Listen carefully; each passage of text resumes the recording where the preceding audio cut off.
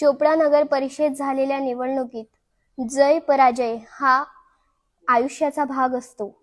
हे माझ्या स्वरचित विचारांनी या कवितेत मी मांडलं आहे. कवितेचे नाव आहे संघर्ष अजून थांबला नाही. रक्षिता मॅडम न डगमगता पुन्हा एकदा उभं राहूया. होऊ द्या थोडा अंधार, आपण पुन्हा नवा सूर्य पाहूया. निकालाच्या आकड्यांनी कर्तृत्व तुमचं ठरत नाही. लढणाऱ्या माणसाची जिद्द कधीच मरत नाही. लोकांच्या सेवेचा वसा तुम्ही जो घेतला आहे तोच तुमच्या आयुष्याचा खरा आरसा आहे. कधी पाऊल मागे पडलं म्हणून प्रवास थांबत नसतो आणि एकदा पडला म्हणून कुणी इतिहास विसरत नसतो. आज जे हरले ते उद्या नक्कीच जिंकतील. तुमच्या कष्टाची ही गाथा भविष्यात लोक सांगतील.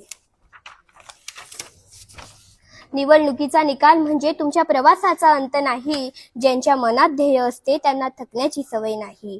तुमचं काम, तुमचा चेहरा लोकांच्या मनात आजही आहे. पराजय हा शेवट नसून एका नव्या सुरुवातीची ग्वाही आहे. झाडून टाका ती मरगळ, पुन्हा एकदा जोमाने फिरा. कारण खाणीतल्या दगडातूनच पैलू पडलेला निघतो हिरा.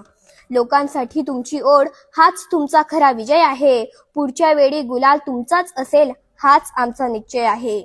उद्याचा सूर्य तुमचाच असेल आणि नभही तुमच्यासाठी झुकेल. रक्षिता पाटील मॅडम हे नाव पुन्हा विजयाच्या शिखरावर नक्कीच चमकेल.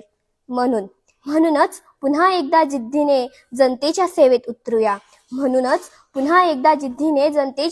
उतरूया. हार मानून नाही तर नव्या जोमाने लढूया. धन्यवाद.